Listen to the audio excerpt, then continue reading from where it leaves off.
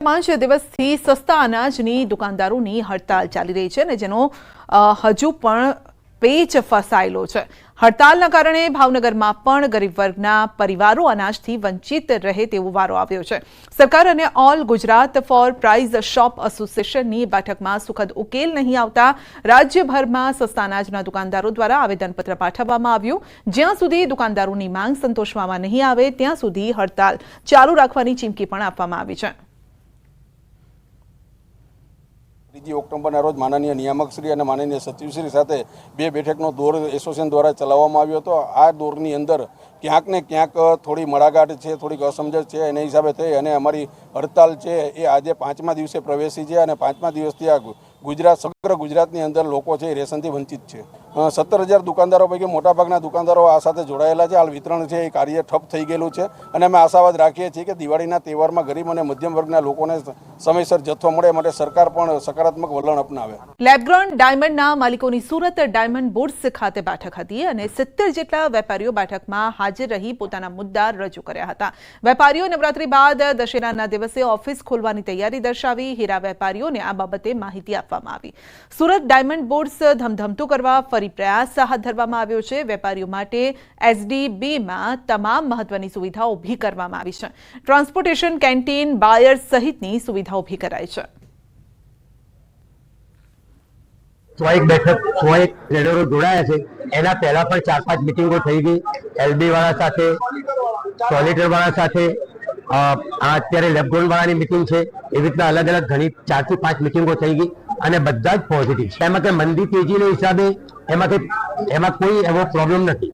Lab-grown ડાયમંડના માલિકોની Surat diamond bourse ખાતે બેઠક હતી અને 70 જેટલા વેપારીઓ બેઠકમાં હાજર રહી પોતાના મુદ્દા રજૂ કર્યા હતા।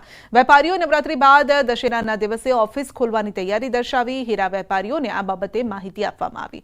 સુરત ડાયમંડ બુર્સ ધમધમતું કરવા ફરી પ્રયાસ હાથ ધરવામાં આવ્યો છે। વેપારીઓ માટે એસડીબીમાં તમામ મહત્વની સુવિધાઓ ઊભી કરવામાં આવી છે। ટ્રાન્સપોર્ટેશન, કેન્ટીન, બાયર્સ સહિતની સુવિધાઓ ઊભી કરાઈ છે। 100 બેઠક 100 ટ્રેડરો જોડાયા છે। એના પહેલા પણ 4-5 મિટિંગો થઈ ગઈ, એલબી વાળા સાથે, સોલિટર વાળા સાથે, અત્યારે લેબગ્રોન વાળાની મિટિંગ છે।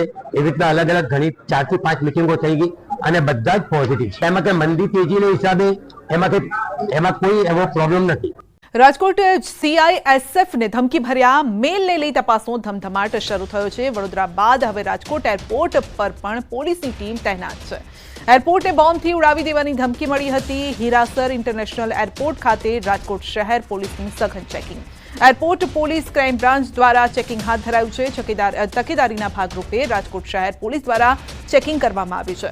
ડોગ સ્ક્વોડની મદદથી એરપોર્ટની અંદર પણ ચેકિંગ થઈ રહ્યું છે। વધુ અપડેટ મેળવીશું સંવાદદાતા અંકિત પાસેથી। જી અંકિત, રાજકોટ એરપોર્ટને ઉડાવી દેવાની ધમકી બાદ તપાસનો ધમધમાટ કરવામાં આવે તો જે પ્રમાણે સીઆઈએસએફને એક ઈમેલ મળ્યો હતો અને આ ઈમેલની અંદર વડોદરા એરપોર્ટ અને રાજકોટ ઇન્ટરનેશનલ હીરાસર એરપોર્ટને બોમ્બથી ઉડાવી દેવાની ધમકી આપવામાં આવી હતી અને તેના જ કારણે હવે રાજકોટ શહેર પોલીસ પણ એક્શન મોડમાં આવી ચૂકી છે અને રાજકોટ શહેર પોલીસ દ્વારા બપોરના સમયે રાજકોટ હીરાસર ઇન્ટરનેશનલ એરપોર્ટ ઉપર ચેકિંગ હાથ ધરવામાં આવ્યું હતું। આ ચેકિંગની અંદર સ્થાનિક પોલીસ એટલે કે એરપોર્ટ પોલીસ પણ જોડાઈ હતી। સાથોસાથ રાજકોટ શહેર crime branch, special operation group અને તેમજ સાથોસાથ બોમ્બ ડિસ્પોઝલ સ્કોડ અને ડોગ સ્ક્વોડ છે તે પણ જોડાઈ હતી। જોકે જે પ્રમાણની માહિતી રાજકોટ શહેર પોલીસ દ્વારા આપવામાં આવી રહી છે હજુ સુધી કોઈ વાંધાજનક ચીજ વસ્તુઓ નથી મળી આવી। ત્યારે રાજકોટ શહેર પોલીસના ઉચ્ચ અધિકારીઓ પણ જણાવી રહ્યા છે કે જે પ્રમાણે ધમકીભર્યો ઈમેલ સીઆઈએસએફને મળ્યો છે ત્યારબાદ તકેદારીના ભાગરૂપે એરપોર્ટ ઉપર ચેકિંગ હાથ ધરવામાં આવ્યું હતું। સંધ્યા, જી આપનો આભાર। હેલ્મેટથી જાણે કે 36નો આંકડો હોય તેવું લાગી રહ્યું છે। હેલ્મેટને લઈને ન્યૂઝ 18 ગુજરાતીએ રિયાલિટી ચેક કર્યું। લગભગ તમામ લોકો હેલ્મેટ વગર જ નજરે પડ્યા। વારંવાર હાઈકોર્ટની ટકોર છતાં લોકો હેલ્મેટ વગર 2 વ્હીલર ચલાવી રહ્યા છે। હેલ્મેટ ન પહેરવાનું કારણ પૂછતા અવનવા બહાના આપે છે અને હવે પહેરવાનું છે, મારા માપનું હેલ્મેટ નથી, આજે જ રહી ગયું છે તેવા બહાના બતાવે છે। ટ્રાફિક પોલીસ જ્યારે લોકોને પકડે છે ત્યારે પણ અનેક લોકો પોલીસ સાથે રકઝક કરે છે, બોલાચાલી કરે છે। લોકોને જાણે કે હેલ્મેટ પહેરવું જ નથી ગમતું તેમ લાગે છે।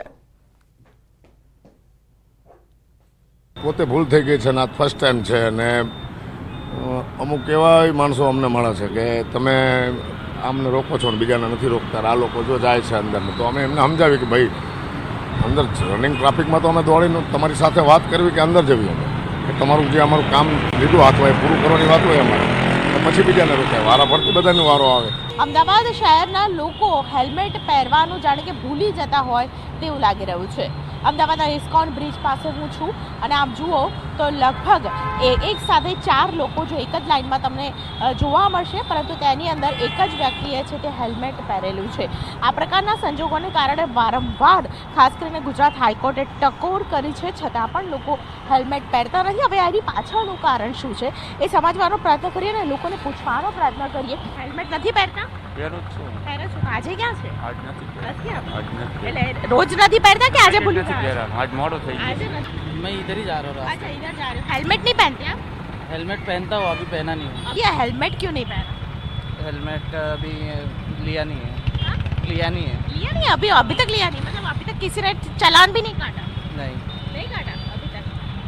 काका, હેલ્મેટ પહેરવું જોઈએ કે નહીં? પહેરવું જ જોઈએ. પહેરવું. તમે કેમ નહીં પહેર્યું? અત્યારે જરા મુકાઈ ગયો ને એટલે આજે શોધવામાં જરા લેટ થયું ને એટલા માટે. બાકી ક્યું? અચ્છા, તમારા હેર સરખા કરતા તો હેલ્મેટ પહેરવામાં મજા નથી આવતી લાગતી? नहीं मजा होती. નથી આવતી? અચ્છા, હેલ્મેટ તો પહેરવું જોઈએ ને? પહેરવું જોઈએ. પહેરવું જોઈએ. માનો છો પહેરવું જોઈએ? સુરક્ષા આપણી છે. હેલ્મેટથી સુરક્ષા ખરી કે નહીં? ચોક્કસ ખરીદ ને ખરી. પણ પહેરતા કેમ નથી? કારણ શું છે? પહેરવાનું છે. હવે પહેરવાનું છે. અચ્છા, તમે કહેશો પહેરવાનું છે એવું? જરૂરી જોઈએ. જરૂરી છે. અચ્છા, ઘણા બધા લોકો હેલ્મેટ પહેરતા નથી. મહિલાઓ બેન, હેલ્મેટ ન પહેરવા પાછળનું કારણ શું? માથું દુખે? ના મારા માપનું હેલ્મેટ જ નહીં મળતું મને. એટલે હેલ્મેટ તમે રોજે રોજ આમ પહેરો છો એવું? હા, ડેઈલી પહેરીએ. આજે જ રહી ગયું અને આજે જ પકડાયા? હા. મેડમ આ સર્વિસમાં આપી હતી ને એટલે ઓફિસમાંથી લેવા ગયો તો ગાડી. એટલે હેલ્મેટ નથી પહેર્યું. હા, એટલે સર્વિસવાળા ત્યાં મૂક્યું નહોતું. કંટાળો તો આવે છે પણ સેફટી માટે જરૂરી છે. હા, તો તમે કેમ નથી પહેર્યું? હવે આજે હું ભૂલી ગયો એકચ્યુઅલી, હા. બાકી હું રોજ માટે પહેરું છું. અચ્છા, એવું છે. ઓકે. ઓકે, જોજો ચલણ ના આવે હો. આ પ્રકારના બહાના છે તે લોકો છે ખાસ કરીને બનાવી રહ્યા છે. ઘણા બધા લોકો આ પ્રકારનું હેલ્મેટ છે તે પહેરીને જતા હોય છે અને આવા પ્રકારના હેલ્મેટને માન્યતા આપી છે કે કેમ તે પણ અહીં સવાલ ઊભો થઈ રહ્યો છે. દાહોદમાં બાળકી સાથે દુષ્કર્મ બાદ હત્યાના કેસમાં શિક્ષણ મંત્રી પ્રફુલ્લ પાનસેરિયાનું નિવેદન સામે આવ્યું છે અને તેમણે કહ્યું છે કે ગણતરીના દિવસોમાં પોલીસે 1700 પાનાની ચાર્જશીટ દાખલ કરી છે. આ કેસ ફાસ્ટ ટ્રેકમાં ચલાવવાનો છે અને દીકરીને ન્યાય મળશે.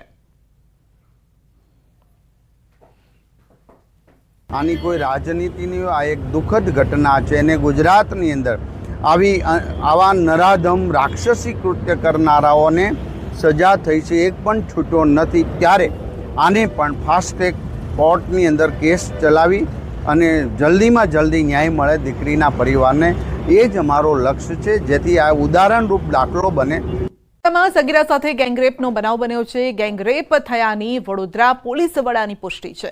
2 યુવકોએ સગીરા સાથે ગેંગરેપ કર્યો હતો. 30 થી 35 વર્ષના ઉંમરના હતા આરોપીઓ. ભાયલી વિસ્તારમાં રાત્રે આ બનાવ બન્યો હતો અને બનાવ અંગે વડોદરા એસપીનું કહેવું છે કે સગીર પીડિતા પોતાના મિત્રને 11:30 વાગે મળી હતી અને સ્કૂટી પર બેસીને મિત્ર સાથે ભાયલી ગઈ હતી. જે બાદ રાત્રે 12 વાગે 2 બાઇક પર 5 લોકો સ્થળ પર પહોંચ્યા અને તેમણે પીડિતા સાથે અભદ્ર ભાષામાં વાત કરી. જે બાદ 5 પૈકી 3 લોકો સ્થળ પરથી જતા રહ્યા, જ્યારે કે અન્ય 2 આરોપીએ ગેંગરેપ આચર્યો અને બનાવ બાદ પીડિતાએ પોલીસને જાણ કરતા પોલીસની ટીમ સ્થળ પર પહોંચી પુરાવા એકત્રિત કર્યા. પોલીસના મતે પીડિતા ગરબા રમવા નહોતી જતી અને તેણે ગરબાનો ટ્રેડિશનલ ડ્રેસ પણ નહોતો પહેર્યો. બનાવ બાદ સ્થળ પરથી પોલીસને ઝાંઝર, તૂટેલા ચશ્મા મળ્યા છે. સગીરા સાથે ગેંગરેપનો બનાવ બન્યો છે. ગેંગરેપ થયાની વડોદરા પોલીસ વડાની પુષ્ટિ છે.